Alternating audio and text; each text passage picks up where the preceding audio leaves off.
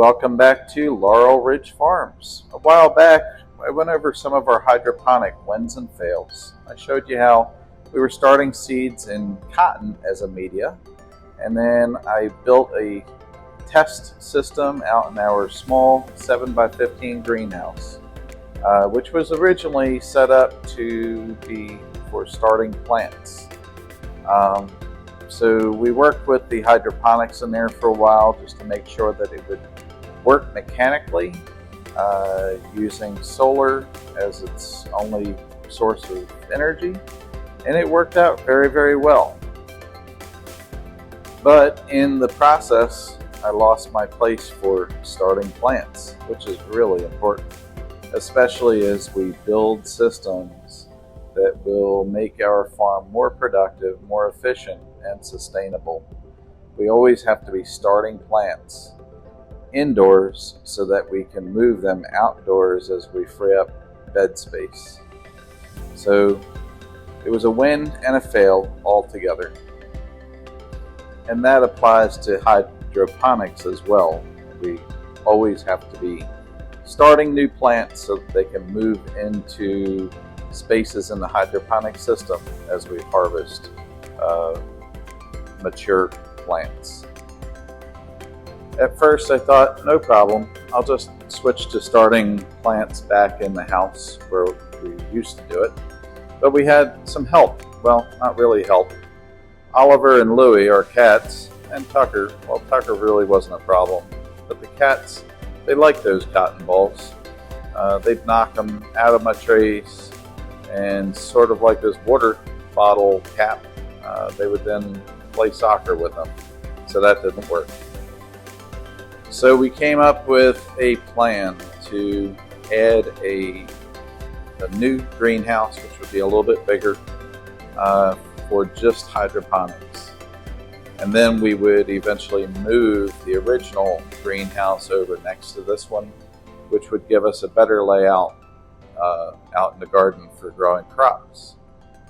So I set out, I first of all removed the stumps from the area we were going to put the new greenhouse, and then graded it, and then put out landscape cloth because I don't want stuff growing in it. And I don't know if I ever mentioned it, I don't like snakes. And so with the landscape cloth, if there is a snake in there, and that's a very good possibility, although we haven't had it yet, I think I'll see it a little bit better if it's on a nice clean surface. So I rolled out the landscape cloth, I staked it down with landscape cloth stakes, overlapped it about 6 inches to a foot, and put several rows of landscape cloth out there. Initially just for the new greenhouse, which was 25 feet long, 10 feet wide, 7 feet tall. And then later I added more so that the old greenhouse, which was 7 feet wide by 15 feet long by 6.5 feet tall, would also sit on the same landscape cloth.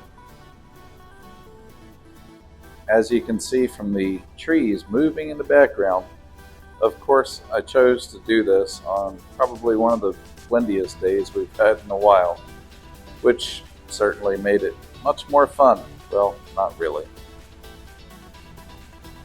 Obviously I sped this up about 10 times. My legs really don't move that fast. Hard to believe. Eventually I got the landscape cloth laid out and staked down, and then it was on to setting up the greenhouse. So here's some of that.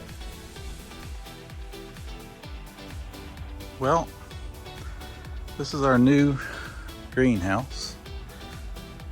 I guess you might call it a low tunnel or an Amazon special. It says Kingbird on it, but I'm not endorsing it. I'm not sponsored by anybody, actually anybody at all.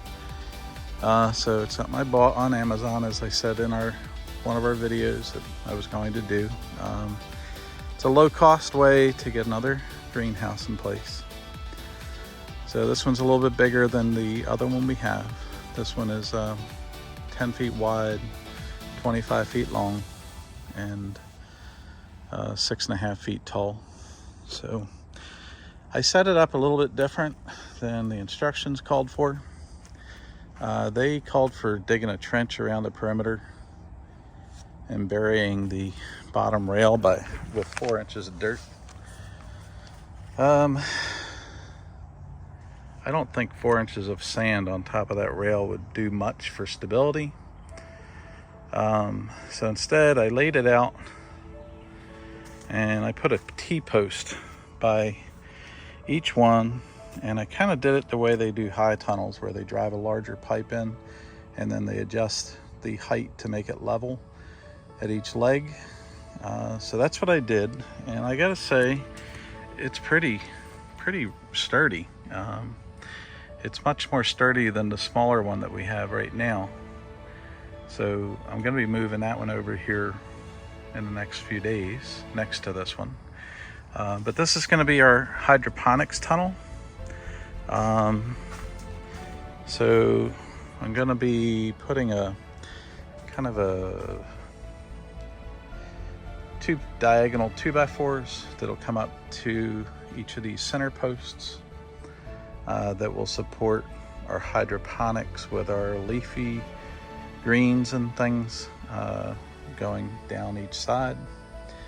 So I'll be able to put several tiers of those without without taking up a whole lot of space. And then down each side, one side I want to do cherry tomatoes, and the other side I'm going to do cucumbers. But what I plan to do with those is do a flooded tube. I don't know the name of what I'm doing, but it's basically going to be a flooded tube with a float valve at one end and a cap at the other. It'll be probably 2-inch PVC, and it'll have holes about every 2 feet or so with a wick that'll come up, and I'm just going to use bags of organic potting soil that'll sit on top of those with a hole with that wick coming up through the bottom. And I'm going to plant the tomatoes and the cucumbers in that. So the wick should keep that pretty moist. I've watched a channel, I think it's called Huchos, and out of, I believe it's Australia or New Zealand, and he has done it, and so I believe it'll work. And again, a lot of what we're doing here, we're learning. So the first year of building this farm is a learning curve. We did have a small garden last year, and we learned from that. And as you know, we've been learning this year through the cold, the frost, the drought, and so on. But one thing, it seems like in Florida, while it's not really any hotter than it was up in zone 7A where we used to garden, the sun is definitely much more intense. And the tomatoes, they can tolerate the heat, but they can't tolerate that heat, that intense sunlight. And so growing them in a greenhouse with a shade cloth apparently is a better way to go. So that's what we're going to be doing. I hope it works out well. I won't know until we try it. So that is our plan, and hope you'll continue to follow along. I'm kind of excited to get everything moved over here. I'm gonna have to move the solar panel and the battery setup and all that stuff over, and then hopefully in the next few days we'll get the other greenhouse moved over here next to this to start using that more for seed starts again and propagation. And in the winter time I'll be able to heat. I did heat that one this past winter, and I might just stick with that one, or I might do this one, or I might do both. As I mentioned, that one I heated with a diesel heater and it worked very, very well. So, but I'm pretty happy with this. again, it seems pretty solid. The other thing I'm doing that's different than what the directions say, get ready to laugh, but I read in some of the reviews that people had these things blow away in storms and stuff, and that's what I don't want. So I feel like the T-posts, first of all, allow me to level it well, but also for anybody who's ever tried pulling a T-post out without a puller, they're pretty stuck. So I got 12 of them around the perimeter plus 3 down the middle, so 15 of them. Plus, what I was getting at is, here are the anchors they sent with this. They sent these little things to anchor. They sent, I think, 12 of these and some rope to throw over the top of it. Yeah, we're not probably going to use those. So instead, I actually ordered just the other greenhouse, which is back there. What I did there is I ordered these auger anchors. Well, it's in the plastic, but you can kind of see. So that with stainless steel cable that will crisscross over the greenhouse. I believe that's going to do a much better job of holding this down. So, and I might put 8 of them. I'll definitely put at least 4, but I might put 8 of those auger anchors in to make sure it's going to hopefully stay put. So don't follow what I'm doing, because this is my own brainstorm, and it might be a good idea, it might not. But I will let you know. We get some pretty heavy rains here, which also tomatoes split when they're rained on like that. So that's what I'm trying to get away from as well. But we get some heavy rains, we get some bad storms and wind come through here. So this will certainly be a test, and we'll see if it works. So I hope you'll follow along and either laugh at us or rejoice with us if it holds up. Again, I don't expect this thing to be here forever. I hope that it'll last for 2 or 3 years, and I'm hoping that our farm will be further along and we'll be able to do some high tunnels or low tunnels, legitimate ones at that point. So we will see how it goes. Thank you again for watching. That's all for now. Here are a couple pictures once it was all set up and before we put on the shade cloth. And then here is some sped up video of Jennifer and I putting the shade cloth on. It required 2 of them, so they overlap in the middle, which gives a little more shade. And once we're done with that, you'll see that we're carrying some cherry tomato plants over from the original greenhouse, which was a little bit of a task because they were about 5 to 6 feet tall, and being in a greenhouse, they're a lot more limber than they would be if they were growing outside in the field, because they don't really have much wind. They're not as hardened off as they would be in direct sunlight. So we carried those over and got them set up along one wall. And then later on, all those 2x4s sitting there become my A-frames for the hydroponic tubes, which is still a work in progress. You'll see in a few minutes as I bring you inside. The next thing is I put more of those augers in the ground to tie the landscape plots down. They hold really well. And so far at this point, this greenhouse has been up for about a month, maybe a little longer. It's still a test in progress, but basically we've had several thunderstorms with gusty winds. And so far, it seems pretty sound. I don't know that it would hold up to a hurricane, but I think the way I set it up with those T-bars, they're driven in about 2.5 feet, each one of them. There's 15 for this greenhouse. And then they're screwed to the vertical, the bows. And it seems to be pretty sturdy. And that, in addition to 8 of these ground anchors, it hasn't gone anywhere. It seems very solid. That's the final product. This is as I started building the A-frames, and then there's one of the storms in the background.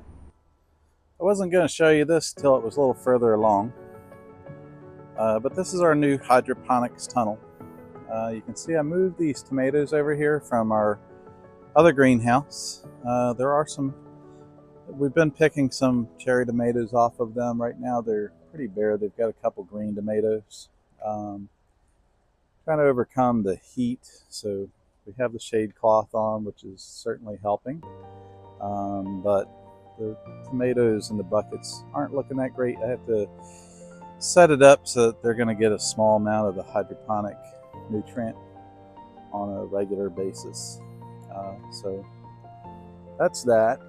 Then, so as I moved this over from the other greenhouse, everything had died. Right now I only have 2 20-foot pieces of PVC pipe supporting this, and I've started putting some plants in the last week. So this is a tomato that I've got growing in there, actually 2 tomatoes. These cucumbers were in a flat that was laying out in the garden. They were just about dead, and I figured, well, let me stick them in a pot and give them a chance. And in a week of getting that hydroponic nutrients, you can see they've got flowers on them. I've got to put some trellising up to attach them to. These are some bell peppers, which I had started in one of those rolls. Most of this is still empty. I've got some stuff starting that'll be moved over. That's a weird looking spider. Crazy looking spider web he's got going there. This is another tomato, which that's actually a cutting trying to propagate, so we'll see how that goes. And then up here we've got a couple basil plants that I just stuck in here that you can see they were in soil, in pots. These 2 have been in here for, I guess, about maybe a week. These 2 I just stuck in there yesterday, so they look pretty bad. But these 2 are actually starting to come along, so that's a good thing. Most of this is still empty. Again, it'll be filled up soon. Here's our update on our giant sequoia tree, which is coming along. So this is a little different than how I had this set up in the original greenhouse. First of all, I went to a bigger tote because this is going to be 6 passes of pipe eventually on each side of this A-frame. And so right now I only have 2 passes. So it comes in through gravity from that top tote, through this tube, down, comes around. I have to support it down the end where it's sagging, and comes back and then returns through that pipe into a bottom tote, which again has a pump, bilge pump, which has a float. Got a bee here coming after me. So that's how that part of it works. It's all working off of that 100-watt solar panel that I had at the other location earlier. A charge controller and a 100 amp hour battery. I also added an aerator, which I run, that just adds oxygen to the liquid in the lower tank. And you can see I've gone to Humboldt's Secret, base A, base B, and pH down. So that's what I've been using for nutrients. This display gives me a constant readout. So right now our nutrient level is 111. Our pH is 6.1. Unfortunately, the liquid gets pretty hot in here. So right now it's 88.8% degrees.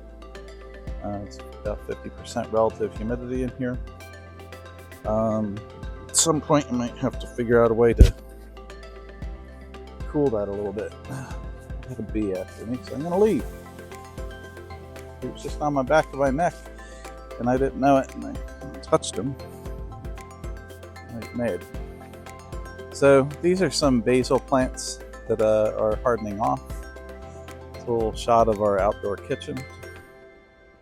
And this is a mess, but that's the other greenhouse, which has been moved over to this location. And I have to build new tables and get things in there. So that is our hydroponics update. We hope you enjoyed it and hope you'll continue to come back. We have been utilizing our farm stand with fresh vegetables as we have them available, and doing baked goods such as bagels and pinwheels once or twice a week. It's been a lot of fun, and we really appreciate everyone who has stopped out at our stand. It's been fun talking to people and getting to know everybody better. And last, our roses seem to really thrive here, and that's pretty awesome. Got to stop and smell the roses. Have a blessed day. Thank you so much for being part of our family.